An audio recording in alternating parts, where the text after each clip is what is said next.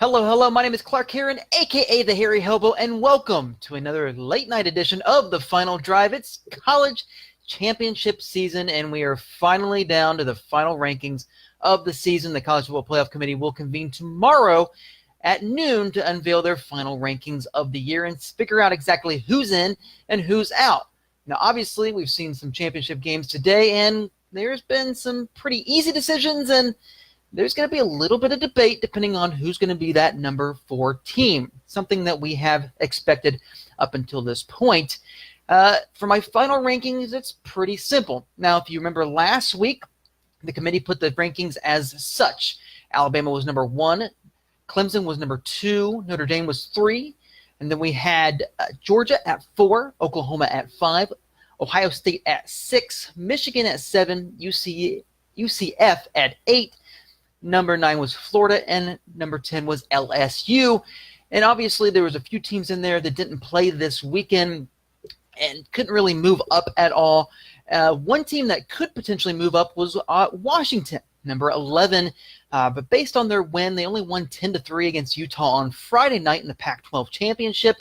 Leads me to believe that they will stay outside the top 10 simply because a 3-loss Washington team, even with a Pac-12 championship, just the way they won it, probably won't jump an LSU team that still has one of the best resumes in the country. So this is where I'm going to start off. At number 10, I think LSU stays the exact same. I think Florida stays at number 9 as well.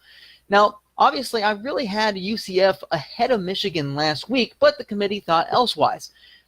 With UCF's backup quarterback today, they put up a lot of points, but it was a big-time struggle against Memphis, which ended up having a running back run over 210 yards rushing and 3 touchdowns today. Simply put, I think UCF stays at number 8 and Michigan stays put at number 7. And this is where the controversy starts. So let's jump up to number 1. Alabama won today in the SEC championship game, a 7-point win over Georgia. They will claim the number 1 seed overall and stay at the number 1 spot. Clemson is almost finishing up their game against Pitt and currently winning quite large, and they will stay at the number 2 position, having claimed yet another ACC championship. At number 3, Notre Dame sits pat. They didn't play this week, and they were pretty happy to not play this week for the most part. And now it comes down to the final spot. At number 4, it's going to be between 3 teams at this point, and honestly, you're probably only looking at 2. You have Georgia, who lost by 7 today, which was the closest margin of an Alabama team this season. You had Oklahoma, who ended up winning against Texas 39-27. And then right now, Ohio State is currently winning 38-24 with a little under 7 minutes left in the game. And the reason I only say 2 is because even though I'm an Ohio State fan through thick and thin, Ohio State's not going to be in that number 4 position. Yes, their offense is looking rather well. Haskins has set the record for most passing yards in a Big Ten championship game, along with completions as well. Their defense gave up a lot of chunk plays. And if you're sitting at the committee, and the way I've been thinking all season long, is they needed to see a complete game, top to bottom, no mistakes, much like they saw when they played Michigan last week. Unfortunately, some chunk plays here and there, and a little bit of struggle here and there in this championship game against Northwestern. More than likely, especially with that loss in West Lafayette, Ohio State will be sitting at number 6 when it comes to these polls. So who's 4 and who's 5? Well, this is where things are going to get rather interesting. The committee was hoping to see either a clear yay or nay when it came to the Big 10 or Big 12 championship game. They wanted to see Oklahoma have that same historic offense they've had all season long, regardless of what their defense did. Well, their defense actually played better than what they have the past 4 games when they gave up at least 40 points in each of the last 4. They only gave up 27 today against a team that they lost to, and that was their only loss all season long. So they avenged the only team that they lost to, so that means they beat everybody on their resume. And also, the offense didn't quite get there. I mean, they scored 39 points, but this was the type of offense that the committee was kind of hoping to really explode, 40-plus, 50-plus.